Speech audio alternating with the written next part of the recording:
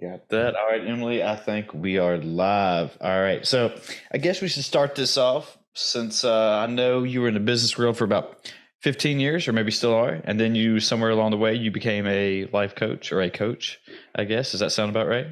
That sounds about right. Yeah, I've been in the business world 15 plus years and started at big companies like Amazon and Microsoft, and then did a series of small startup technology based companies. So that's where I cut my teeth into leadership and management and people and everything like that. And then, yes, several years ago, I decided to become a certified leadership coach, executive coach. So I work with business professionals and business leaders from all around the world.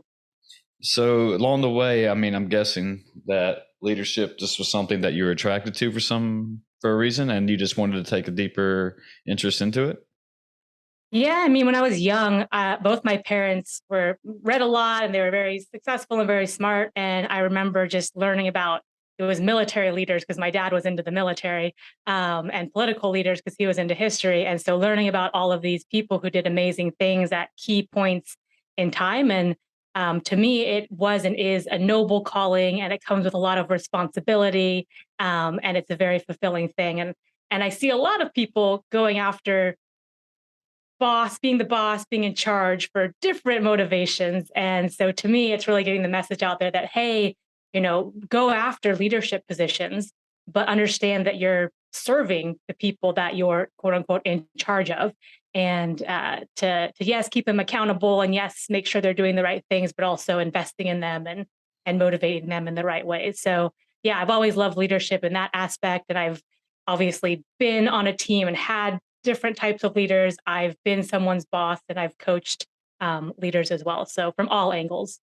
Yeah, just like you said, just because you're the boss doesn't really, yeah, you're a leader, but doesn't really mean you're a good or a bad leader either, I guess. And I think that was one of the false narratives I had in college where, I was trying to go down this whole leadership rabbit hole and, learn all the different styles of leadership. And I really didn't know what leadership formed my personality, I guess, and my strengths and my weaknesses. And so I would just think like, Bill Gates, Steve Jobs, oh, they're big time people. I want to be them. They're leaders or whatever. And they're just making money.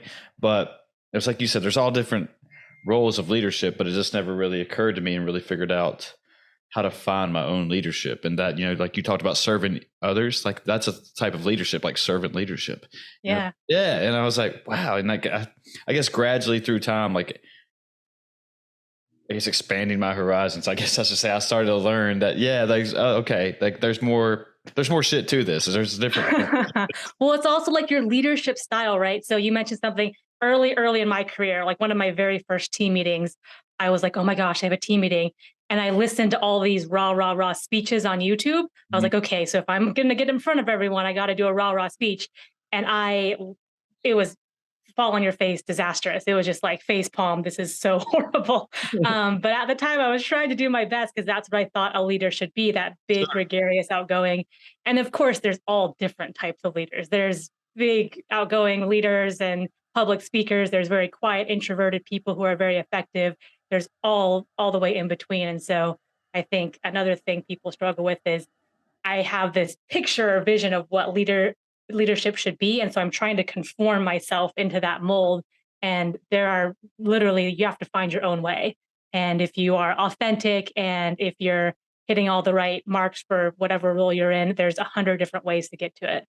So I'm guessing that's basically kind of what you help people with. And like that would be one of the things I would have needed help with was just that, just like you said, that, if I had a role model like, or no, not really a mentor, but I guess a role model like, Obama or The Rock or somebody who gives out rah-rah speeches and who has that, extroverted type personality. I was like, okay, I got to model everything I do after these type of people. And then, you think it's working. Then I think, was it maybe some beginner's luck? And then over time you hit a struggle or an obstacle, and it's like, oh, that doesn't really work for me, or I cannot get my team to form around me the way those guys do. And then that's when it's like, okay, now I need to hopefully take a step back and rather just keep trying to push through and try to keep making something to work that doesn't work. Does that kind of make sense? Yeah, it does. And I remember when you said The Rock, I just pictured him doing I think it was at the halftime or maybe it was announcing the Super Bowl. Like, is Yeah, he really doing that? That's but crazy. it was.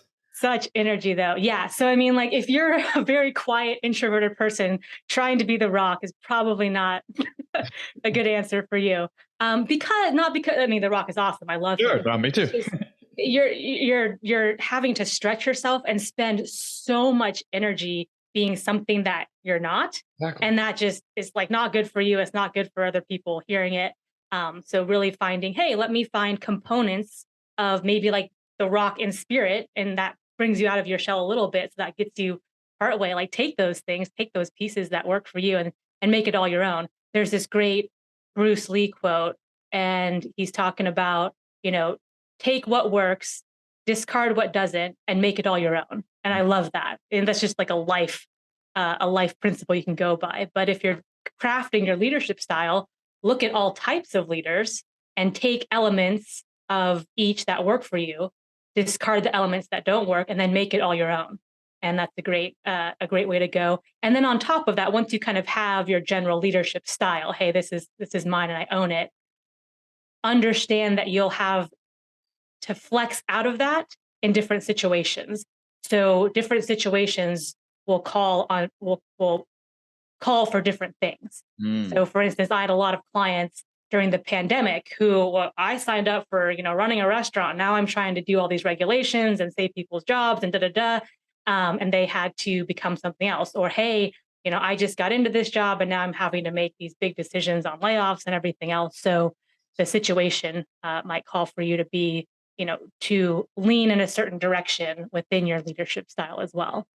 I love that quote, by the way. I wrote that down so I remember that, because that was something that I've learned along my life path, I guess, that I don't have to take everything that everyone's telling me and make it true, or make it like, oh, I have to do 100% do this. Just take what works, throw the rest out. So Yeah. that's what a lot of people should kind of get, from other people, or get from their life experiences too. And just because that, I go to conferences or my professional development stuff, and that, I think some people think that whatever this person's teaching about or talking about, and I'm not taking anything away from those people, but these, generally speaking, people have to take everything that person's saying and go, execute it out in the field of some sort. And it's like, well, no, I mean, just take what works for you. Yeah. And then I think they get, like, for a better word, they get butthurt because it didn't work for them, Sorry, but it's just, and then they don't understand why it's not working. And I guess, they just go down this huge rabbit hole. And I don't want to say they get depressed or anything, but they almost just discard everything. It's like, well, I don't even want to try it anymore. Yeah. Maybe being a leader is not for me. Is that kind of? Yeah. No, I mean, there's some, take what works, and also understand that if someone's telling you something and it doesn't resonate right away, it might come up years later where you go, oh, that's what that person was talking about, or, oh, I can use that now. So it's not a waste. Don't sit there and go, I got nothing out of this. Sure. Or, I did this person's whole leadership program and it didn't work exactly how it worked for them. Well, that's because it worked for them, and you got to take the pieces that work for you. But that's interesting. And when you said that, it also reminded me of when people go, I got feedback, and so it must be 100% true. And I go, hold on, no, no, no, no, no. Like, feedback from someone else is subjective. I mean, yes, if it's someone that you highly respect or, you admire, then you might weight it more heavily or say, okay, that's more significant to me. But just because someone says something to you on social media or says something to you, hardly knows you, you don't have to automatically take that 100% all in. That's an offering to you. And again, you can take, there's a kernel of truth in that. Let me take that as feedback to make myself better. But the rest of that noise, I'm just going to set down and walk away. And so with feedback and people's opinions, I think that's a great thing to keep in mind too. And talking about feedback and opinions, I want to get your thoughts on this, because, all feedback, I guess, can be good in a sense, but I think a lot of people are scared, and not, generally speaking, again, most people are scared to give negative feedback to somebody. And I guess where I'm getting that from is, like, when I majored in PE in college, in one of my classes, we had to go teach in front of our peers and all that good stuff. And then at the end of the class, everyone would write stuff like what you did well, and they were supposed to write what you did wrong. But it was very rare that somebody was actually telling you, like, oh, well, hey man, you should have, did it this way, or did X this way, or you butchered this word and stuff like that. And I get that, because, you're around your peers, and nobody, for the most part, I don't think generally people want to be monsters and hurt people. Right. So when giving that constructive feedback, I mean, to help people improve? Is there a good way about going that when you have to say like, hey, instead of just you suck, you shouldn't do this. Like maybe you should just try it this way next time better. Is that kind of Yeah. So the structure I like to use, that's funny. The structure I like to use is uh it's a compliment sandwich, but let me explain this. So okay? you say something they did well to start off with. So you're kind of easing them in. And then you give the constructive feedback. But you say that with, a recommendation. So, hey, when you started your introduction of that presentation, you went right into it. And I wanted to know what you were going to present about. So maybe start with an agenda next time that says, hey, you need to work on this part, but here's a recommendation. And then end with, but the best thing or my favorite thing about your presentation dry run was X, Y, and Z. So you start with like, hey, here's what you did well, just something, to throw out there. Here's the constructive feedback with the recommendation. And then you end with, but the best thing you did was this. So keep doing that next time. Yeah, no, I agree. And just, it's like one of those things that, it's a false narrative that, everyone thinks they can be well or do anything great all the time, which is, that you want to go into that, that's fine. But like, starting this podcast or doing my actual full-time job and stuff, I feed off, that constructive criticism. I want to know what I did wrong. And I don't know if everyone's like that, but I know that's how I grow and that's how I learn, because I know I'm not perfect. And I know I butcher words on here and I say something stupid or whatever. But I think that, that's what I ask for, because in order to grow, I mean, you got to have those hard conversations. And, as a leader, I mean, giving those hard conversations to employees or whatever you want to say, I mean, I think that's the only way you're going to get the best out of your team. And not only when I see that from a leader or get that from a leader or a person in that type of position that, I know they're out there they're not belittling me. They're actually just trying to help me into a sense. And not everybody's like that. I think there probably are some people who just want to see the world get set on fire or whatever. But, but yeah, go ahead. I think you're right, because people often say, I don't want to hurt someone's feelings, right? Like, I don't want to be mean to someone, but you're really underserving them when you're not actually giving them feedback. Like you're not helping someone grow. If I'm someone's manager, my job is to give them feedback, both positive and negative. That's my job. Sure. And it helps them become a better team member and it helps them become a better person. And I'm not doing my job if I just sit there and go, bluebirds and sunshine, everything you're doing is great. You're perfect. You don't do anything wrong ever. And again, you talk about delivery and timing and how you say it and all those good things, which does count. But I really appreciate when people are honest and brave enough to give me feedback. Even when, it's like, ooh, like that was a rough delivery, but there is a kernel of truth in that. And I'll take that. Another quote, I forget who said it, but it's feedback is the breakfast of champions. I mean, how are you going to get better if you just sit there and say, I'm perfect at everything? You're not. Like, we're humans. We're clearly not. And you mentioned like podcasting. I mean, holy expletive. If you go back and look at some of my first podcasts, train wreck, like just cringeworthy. Like, I keep them up on my site just because the content's decent, but the delivery is god awful. So I'm improving and I'm working on that all the time. But you don't come out of the gates pitch perfect. You have to work on it, and you have to be willing to be bad at it for a period of time. Yeah, no, I can relate to 100% with that, because, mine were the same way. And so some of them probably still are. I don't know. But, if somebody asked me though, why don't you take those down or something? It's like, well, no, I like seeing those or knowing that they're there, because I want people to see that I've grown along my way and that I've improved and I've tried to learn from my mistakes, and that it's kind of a reminder. And it's not that, I'm just trying to show that I'm perfect all the time. It's like you said, we're humans. We're not, so it's just like I use it for like a little motivation and for other people to see, like, as motivation for themselves, like when they're trying something new, or, like, hey, not everything you're going to do is going to be, or you touch is going to turn to gold. It's just very rare that happens, but it's a process along the way. And it's funny you mentioned motivation. If I find someone on YouTube I love or a podcast I love, I'm like, man, these guys are so polished and they got their content down. I scroll all the way down to like their very first ones. And of course it's like, oh, this is different. But I'm like, thank you, because that gives me hope that like you started here and you got to be really good. And, it's because you did hundreds and hundreds of episodes and you just kept going. Yeah, it's one of those things I firmly believe, like, what you put into something, you'll get out of. So if you're just kind of half-assing it and just going about it, yeah, I mean, exactly, that's what you're going to get. But maybe there's outliers out there who can just touch anything and it just becomes perfect every time they do anything, but I think it's kind of rare.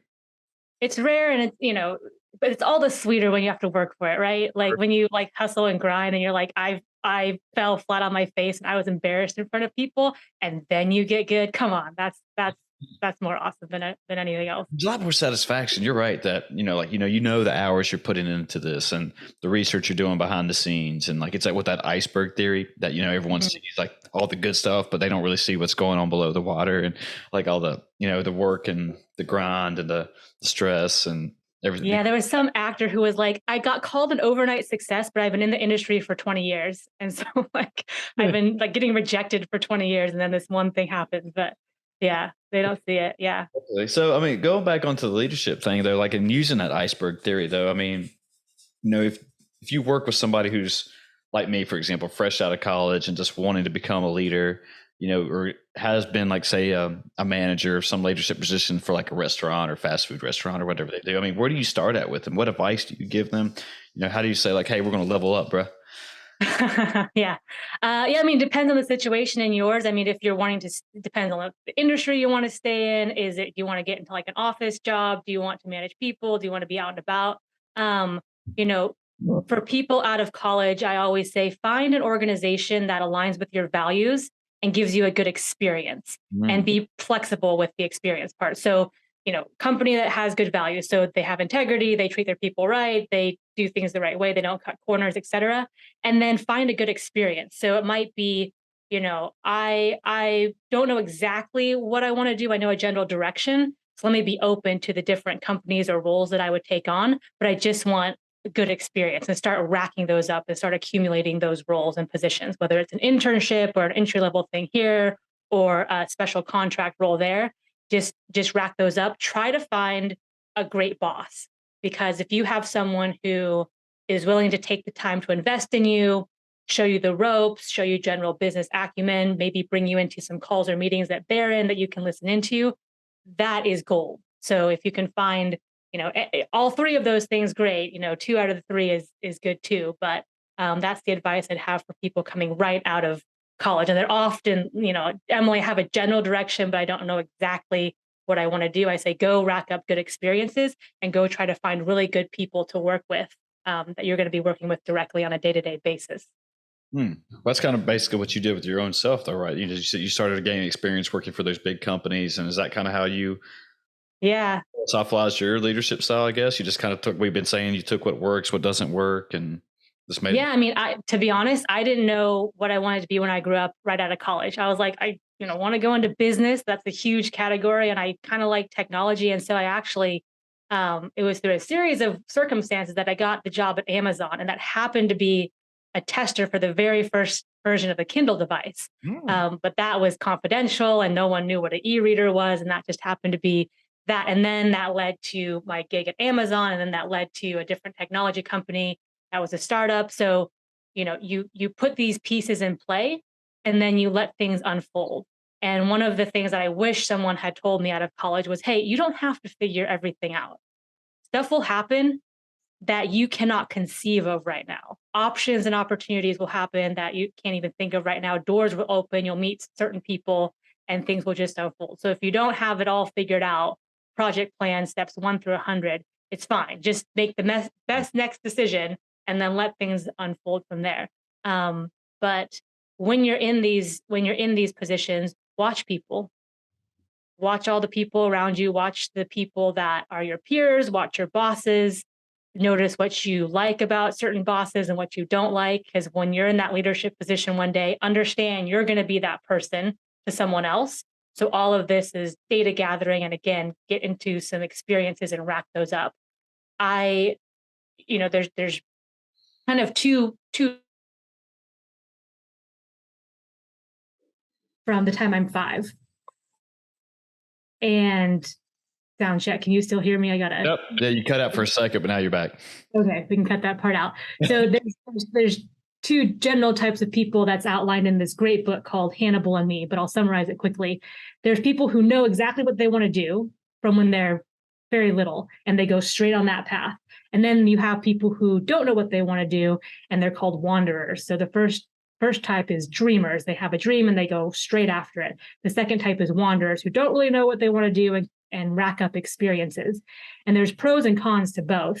The dreamers, they get to their goal very quickly. They're single-minded. All the decisions are easy because it's pointed at this one thing. But once they get there, they go, is this it? And they say, have I accomplished all that I'm going to do? I've accomplished my dream, usually pretty young, and now what's left of my life? And the wanderers they deal with self-doubt and am I good enough? And I don't have a purpose, but they're gaining a whole bunch of wide-ranging experiences. And then they find themselves in positions where all of their previous experience comes to the fore and comes to their advantage, and they're put in a position. So they have Harry Truman as an example of a wanderer.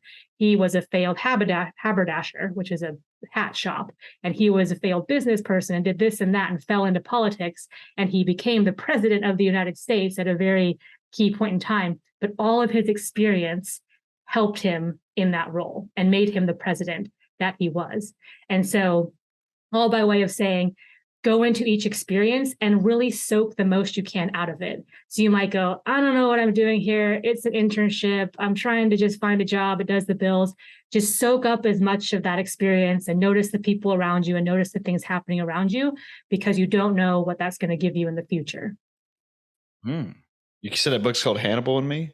Hannibal and Me, yeah. It's one of my 10 books for leaders. I just wrote it down on my list of books I need to get. But touching on what you said, and and I don't know how old you are, but that's my point. Like, you seem pretty close to my age, but do you think that younger generations have more trouble knowing what they are or what they want to be, and why is that? And I guess that's because I work in higher education, and I don't know if it's just the narrative behind young people where they're just like, oh, I don't know what I want to do with my life, and like, for example, I'm 36, and when I'm having regular conversations, when I'm out for dinner and drinks or whatever, people in their 40s and stuff, like, I don't know what I want to do with my life, and I was like, well, that's not entirely true, because you did find a way. But I mean, but I guess what I'm asking is that younger generations, do you see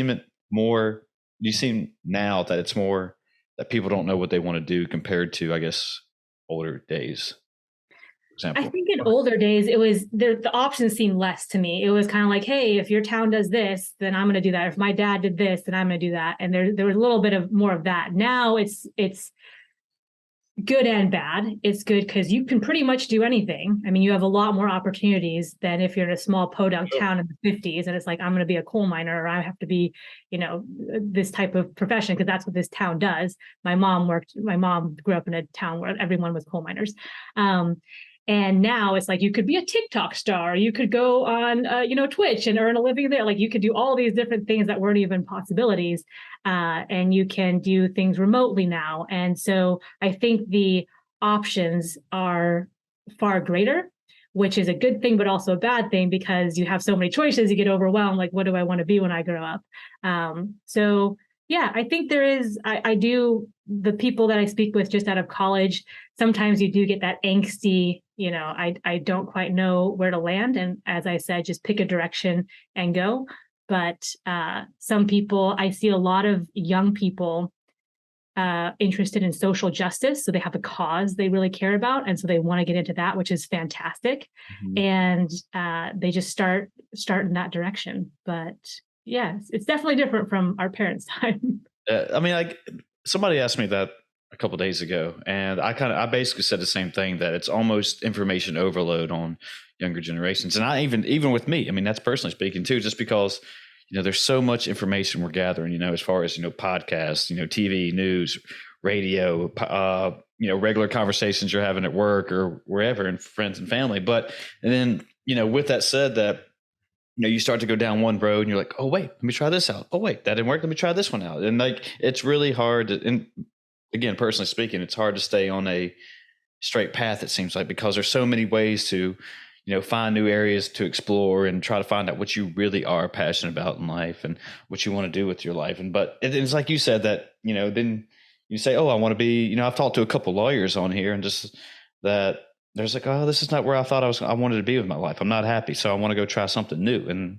it works out for him in the end. But, and it's hard to even say, like, a person who wants to go work a regular 9 to 5. And then, like you said, I want to go be a TikTok star and start dancing for a living and see where that takes me, So, yeah, I mean, I agree. And I wonder if that's just because, like, social media, information overload that this younger generations don't really have an idea just because of that. Those things are Well, I mean, you used to work at a company, one company your entire life. Like you would get sure, in with like GE and you would work 50 years, get a gold watch and retire. Like sure. that's just how it went. And now, seeing someone be at a job for 6, 7, 8, 9 years is pretty rare, actually. So they, go between companies. And, if certain people, I've had clients who get into profession and they got in it because that's what parents or society expected of them, doctors. And they're like, I don't want to be a doctor. And we talk about what would it look like if you changed career paths. Yeah. And that happens too. So I think people do have a lot more options today for sure. Yeah, that's a good point too, because, you know, most people, I thought, even growing up is like, most of my family and stuff like, oh, they put in their 20, 30 years, finish off, retire. And they're like, oh, we're done here. And then maybe that was just because they didn't like change. Maybe it was because they just got set in their ways and there was like, I'm happy or whatever. But most people seem to only take jobs just because it was the first thing they kind of fell into. Like you were talking about opportunities and stuff, and then they stay with it because either they start buying a house, have a family, then they plant roots and like, well, I can't really move now and get up. But, and I don't know if it's because older people seem to, or not older people, but younger people seem to be not doing that much anymore. I mean, I can't remember what statistics I was reading, but people are getting married later in life. People are having kids later in life. And just because they're more focused on their careers, or maybe they're just trying to, make a better life from, I don't know, whatever they want to, obviously to make a better life, I guess. But I mean, it's a generational thing too, right? Like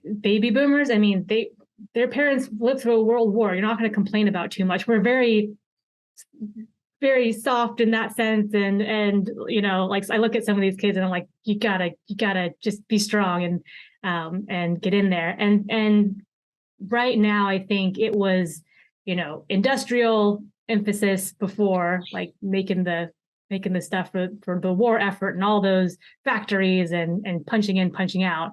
And now we've moved to, I think, a very experience driven world. So like your life experience, the quality of your life is emphasized. And so when you switch from one focus in a culture to another, people's attitudes and people's decisions and behaviors will change along with that. So, I mean, I remember my, my grandparents had to ration their food. And to me, that's just such a foreign concept. I'm like, you couldn't have like protein or meat, or you only got this amount of, stuff to drink. And it's just such a foreign thing. So we just live in a very different world. And I think the job market and people's attitudes towards where do I stay and what's my quality of life at this job and what's my quality of life overall and what do I want is just different. well, do you also think that, somebody starts a job and like you said, it's rare if they're there for 8 to 9 years now, but it's just so easy to just say, all right, well, I don't really like this job. I'll just go find another one. If I have to move, whatever, no big deal. I mean, and I don't even know really what the job market's like now, even looking for other jobs. I mean, obviously, like obviously when I go through town, fast food places are always hiring and stuff like that. But as far as actually, I guess a career driven job, I mean, I feel like it's just maybe it's a case by case basis, but it's really harder for a person just to say, well, I didn't like, what happened today. I'm just going to go leave and find a new job. Right. Yeah. Yeah. So I don't know. I don't know where the girl's going. Yeah, it's definitely easier today. And I think it depends on the job market at the time, of course, but a lot of people get their biggest pay bumps by moving companies. So, if you're staying with the company, maybe you get 5, 10%, maybe 15 if you get a big promotion. But if you jump companies, then you could be looking at 20, 30 plus in some cases, and that could be meaningful. So taking us back to this leadership styles, though, let's say you go into one of these jobs and you decide that you don't like your boss or whatever, and like you were talking about, you're learning from what they're doing.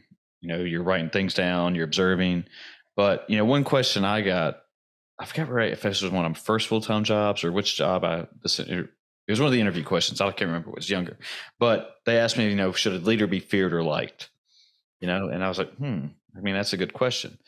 And I didn't really have a good answer for that at the time because it was the first time I've ever asked that. And I think I just basically just kind of just rode the fence. And I was like, well, you don't want to fear them because, what type of work is actually getting done if you're scared of your own boss, but you don't want to like them to a certain extent because you don't want to become too friendly and be seen as the the class pet, so to speak. So, yeah, I mean, what's your thoughts on that? Yeah, I remember Steve Carell in The Office answered, and I think he answered it, I want them to fear how much they like me. Oh, I love that answer. So if anyone I love asks me it. that ever, I'm going to give that answer. I'm going to try to keep a straight face. I love Um, it. but I think your answer was a good one. And what you were going at was you want to be respected. So fear, like, I want to be respected. If people respect you, they'll follow you.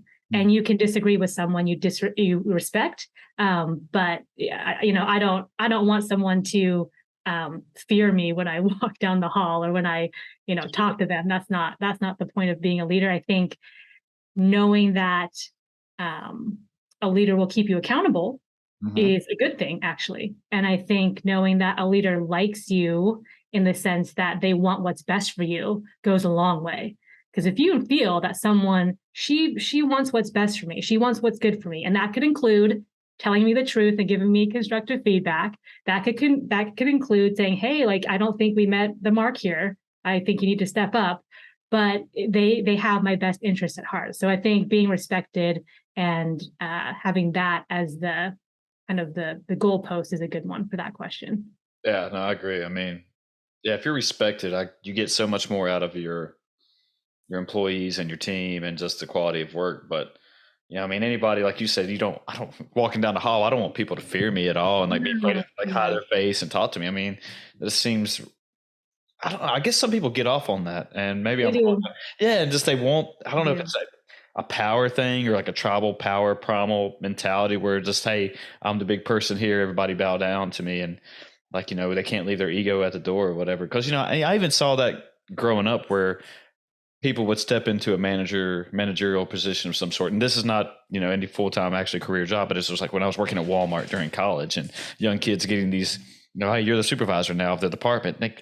Power trip. It's like, man, calm down, bro. Like tell us go take a break, Supervisor at Walmart, yeah. and maybe to their defense that they were actually just trying to be a good leader, and that's what they knew how they had to do is just like basically run a tight ship. But that doesn't work for everybody, especially like me. Yeah. I'm Yeah. I'm one of No. those people. If you try to start telling me what to do and how to do it, and I was like, it Mm-mm. doesn't even matter if I've done it 100 times. Like I'm done. You know. Yeah. Yeah. It results in a bad answer for me as well. Yeah. Someone tells what to do. But yeah, I mean, it's also like, you got to establish your leadership style. And then you also have to be curious about the person you're talking to and say what makes them tick and like what makes them want to rise to the occasion and step up versus punch me in the face or cower back or do whatever. So and that's going to be different for each person on your team. Sure. So not everyone is going to be motivated by what you're motivated by. Not everyone is going to want what you want or be scared of what you're scared of. And so you have to unpack people and be curious about them and say, hey, I'm a good leader, and I know what I'm about, but I also am interested in you, and I'm going to flex my leadership style to what's going to be most effective to you as well. Yeah. Then also, when people need to have those, I guess I don't want to say talking tos, but when somebody messes up, or instead of calling somebody out in front of the whole team, that yeah, you got to go take them to the side, right? Because I've seen that actually too, and it's like, damn. I mean, Yeah. I mean, yeah, I don't know if they try to make an example of that person one time, and I was like, that don't seem like a good way to do it. And you're not only belittling them in public, but in front of their coworkers as well. And it's just that person ended up quitting again. It's just like, what are you doing, bro? I mean, it Yeah. could be. Praise in public and give feedback in private. Yeah, that's There you again go. Praise in public, mhm, feedback in public or in private. private. I like Yeah. that. Cool. So, as your leadership path or whatever, I mean, talking about, we've been talking about who kind of motivated us, like where do you get our styles from? I mean, who are the people that you were looking up to along the way, or did you have? Ooh. Um, my parents, first of all, they're both business people, very successful. They did things the right way. They treated people the right way. And they got rewarded for it. Not the fastest, by the way. Mm, People cut corners and got to certain places faster, but in the long run, they did well. So that was a huge lesson for me early on.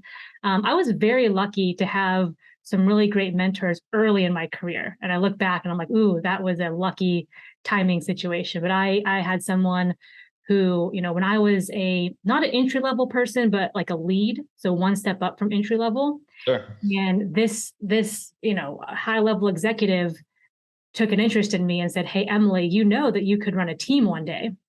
And at the time, that was so far away. That was not in my head. That was like, "Emily, you could drive to Pluto one day." Like, great, cool. It was just a foreign concept. But because he said it, and because he was seasoned and he knew what he was talking about, I thought, oh, maybe I could do it. And it planted that seed. And so I always think back to him, and that one little offhanded saying he did change the trajectory of my thinking, and then my career, and then my life. So that's someone that I look up to, and I try to pay that forward today, and call people aside and say, "Hey, you're really good, and you're strong in this area. Keep going," type of thing. And then there's just um, presidents. Abraham Lincoln. I love studying him. He's just endlessly fascinating to me. In modern day, Jacinda Ardern, who is the Prime Minister of New Zealand. She's the first woman Prime Minister, but she in her tenure so far, she's had to deal with, a mass shooting, a natural disaster, the normal political stuff. And she's just done that with such empathy and strength. And I just love that combination. And she just does it so naturally. And she's been on like the Colbert Show, and is just like super personable. Like, oh my gosh, like I could see this person, at the supermarket and strike up a conversation. Yet she's like the Prime Minister of New Zealand. So she's someone that I watch just because she does it so effortlessly, and she's so smart and driven and ambitious, but also so personable and just so down to earth and likable.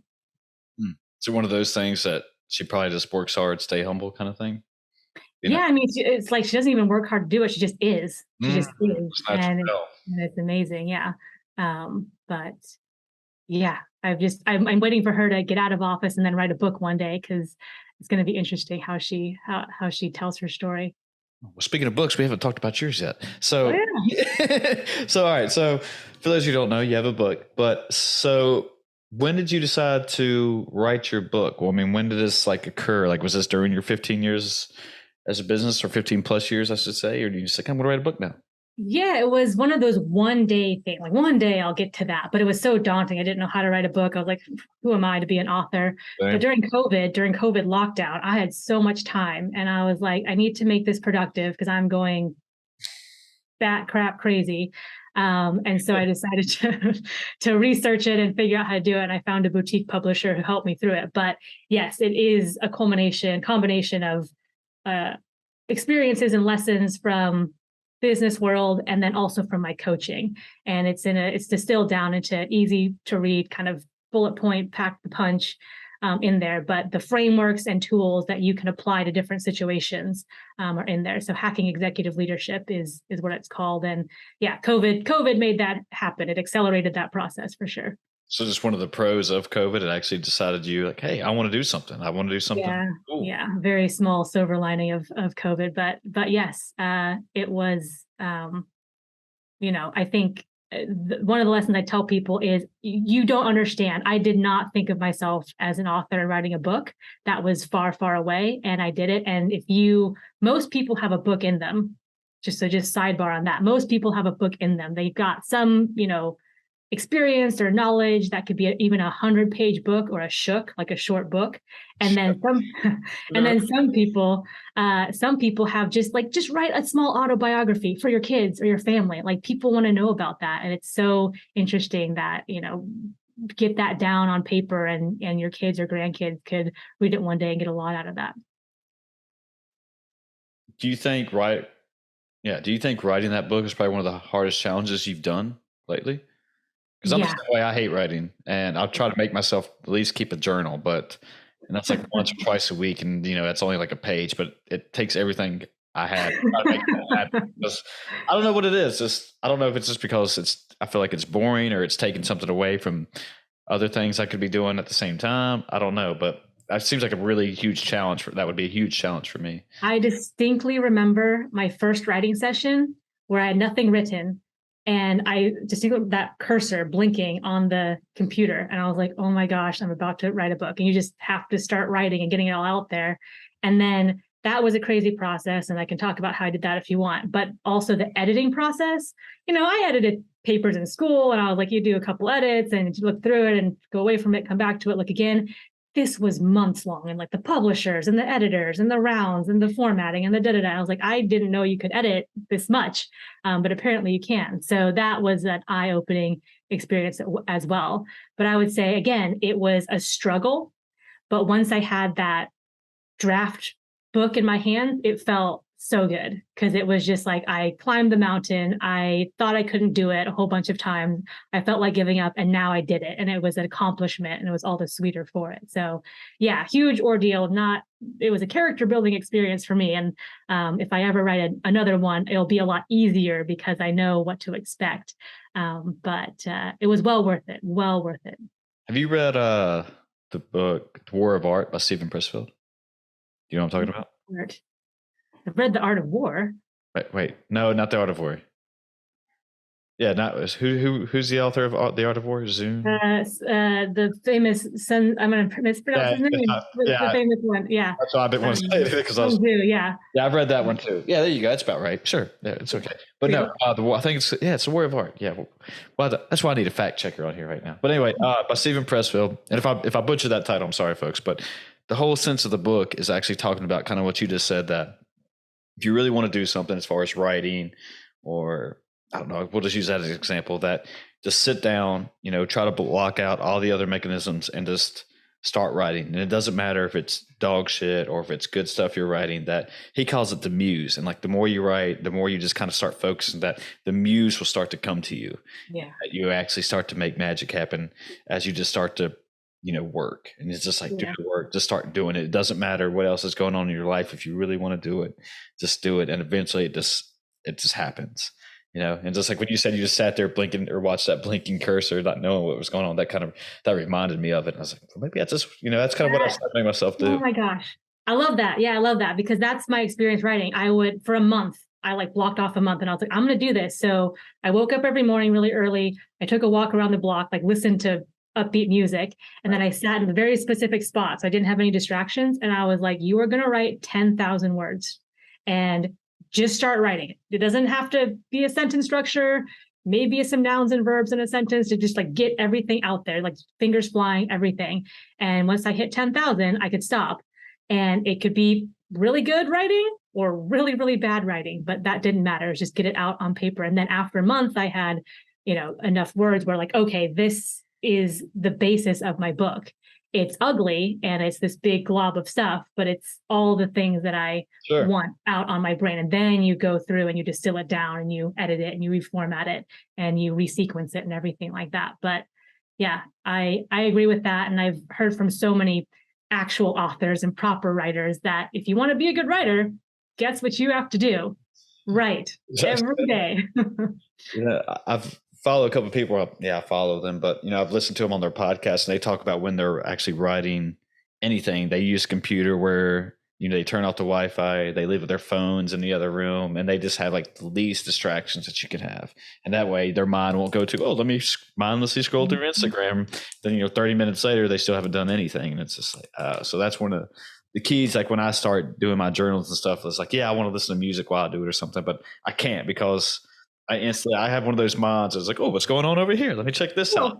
Yeah. And it's just like, well, all right, that didn't work out. But it's one of those things that you just got to have that self-discipline, I think. And like, okay, we're going to do this. Like you said, 10,000 words. I mean, that's a lot, but we're going to do something here. If that works for you, that works, but that's the only way you're going to get it done. And I like that advice. Like you said, if you want to write, like writer said, if you want to write, to start writing. Yeah.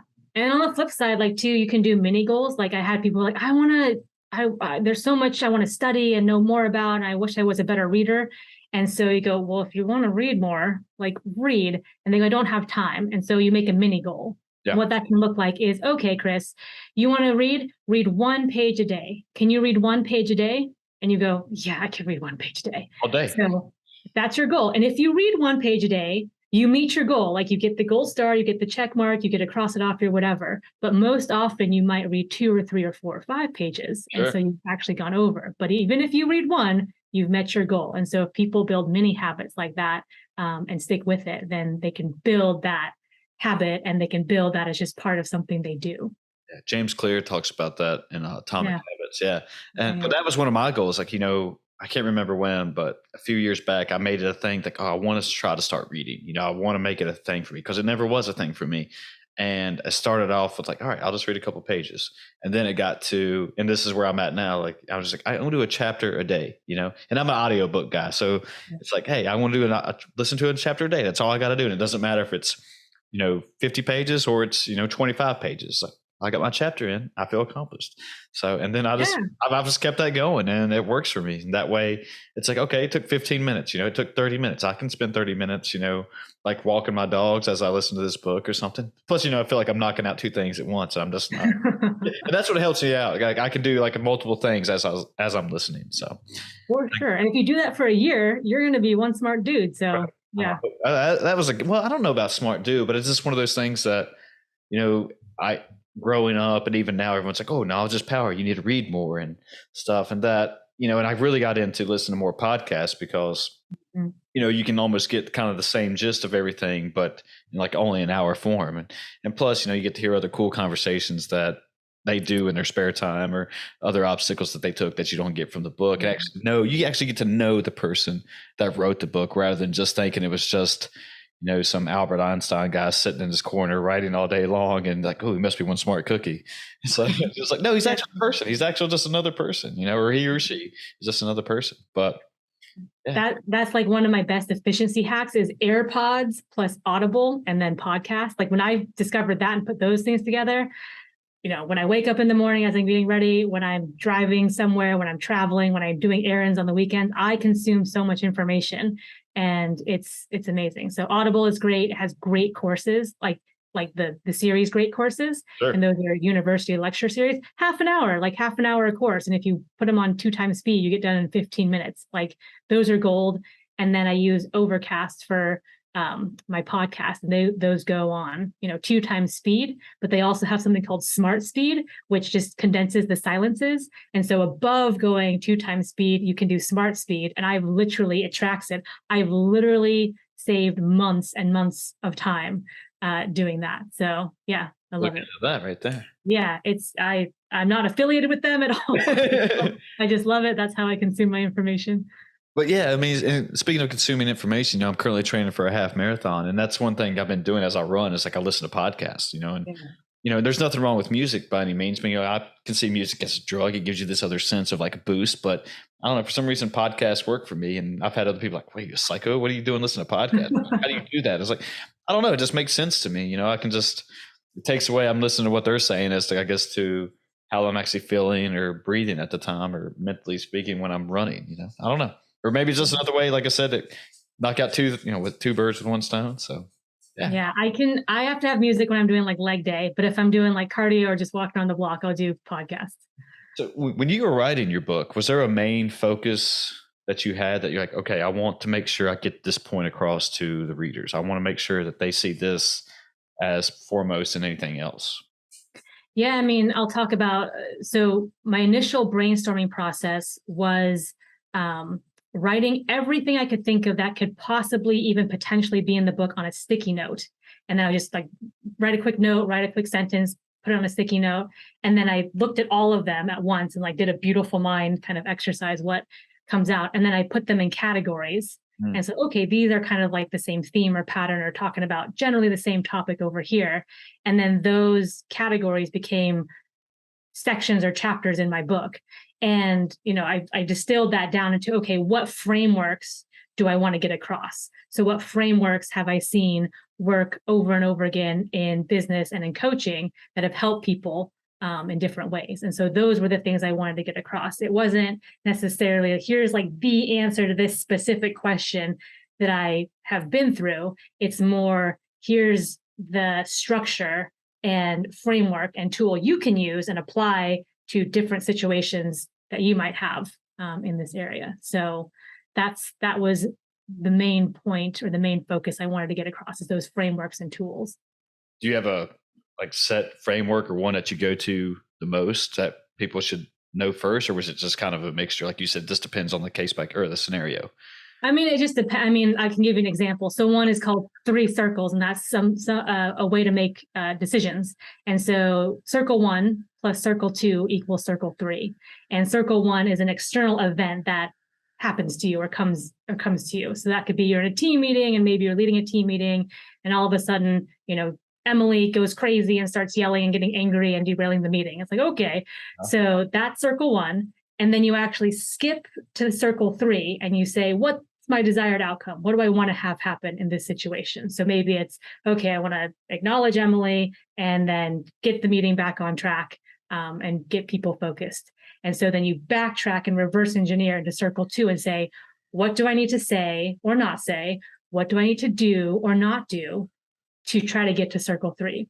So it might be, I feel like yelling back and saying, hey, like, we've been over this 12 times. Why are you doing this right now? This is total BS.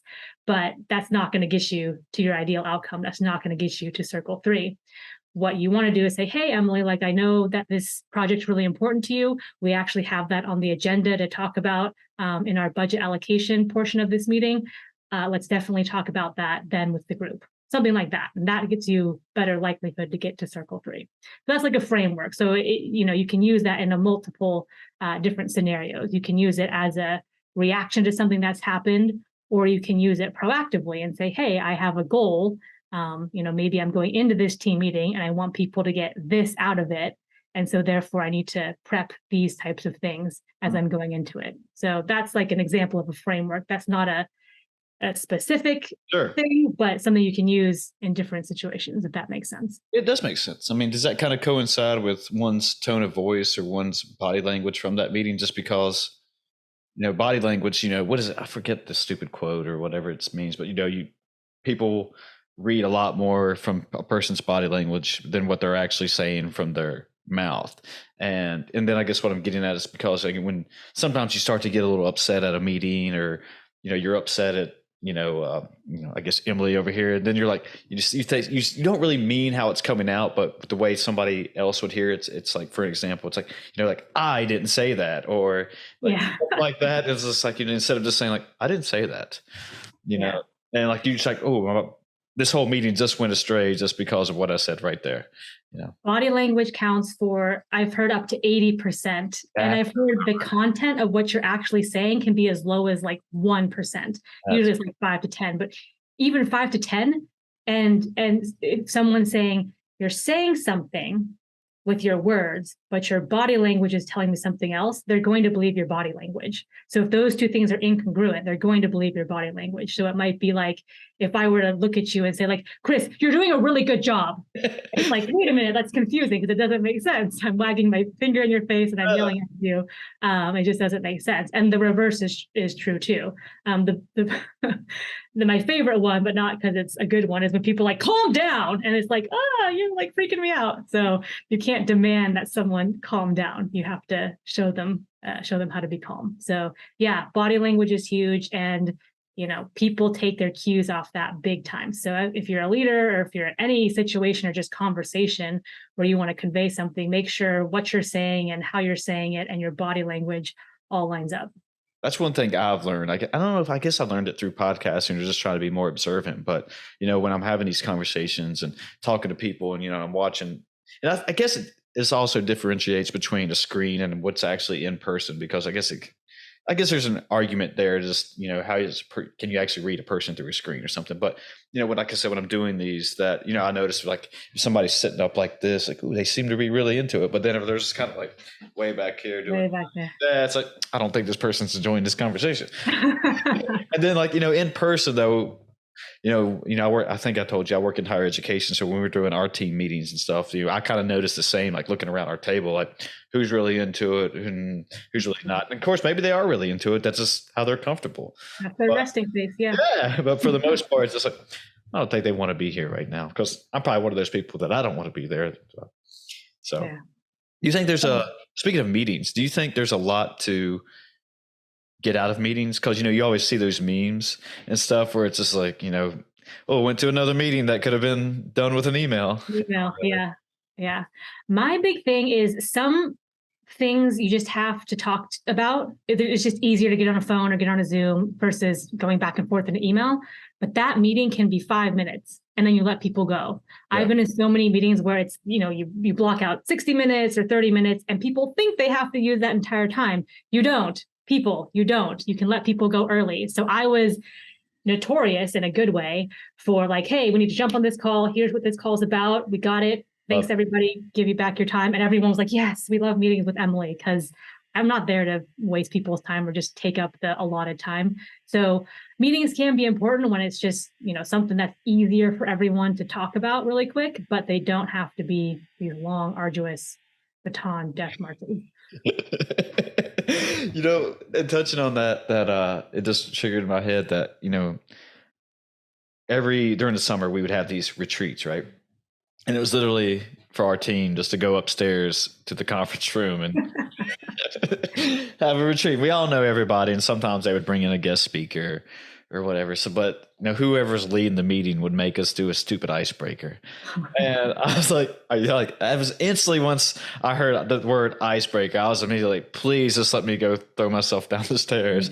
Just because it's like, we know everybody here. What are we doing? And I get it. I get why the importance of an icebreaker and what they were trying to accomplish, but it was like, come on. Like, I just thought, like, I don't know. For me, it was just like, is there really a reasoning or importance for this? But, and I guess what I'm getting at is like, I think there is a time and place for that, but not just because you have to do it and just where everybody already knows everybody. But yeah, in certain areas where maybe you are the new person into the team and you are the leader, and you actually, the best way to actually kind of find a relatable interest in somebody, Yeah. I've seen icebreakers go really well and really, really wrong. So you got to use those carefully. Yeah. I want to be respectful of your time, Emily. So I know we're getting kind of short on here, but if people want to find you, if they want to find a book or anything you want to plug, feel free to do that. Yeah, well, certainly the book is called Hacking Executive Leadership, and it's got lots of good frameworks and actionable tips for people. So if you're interested in that kind of stuff, I definitely recommend you check it out. It's on Amazon. There's an Audible version because I know people are busy, got a Kindle version. You can find me on Twitter at Next Level Emily. And then if you want some free resources, I have some downloadable PDFs on my website, which is nextlevel.coach. So next level, all one word, .coach. Sweet. Well, Emily, thanks for doing this. Thanks for being here. Thanks a lot, Chris. Okay, we're going, people. See ya.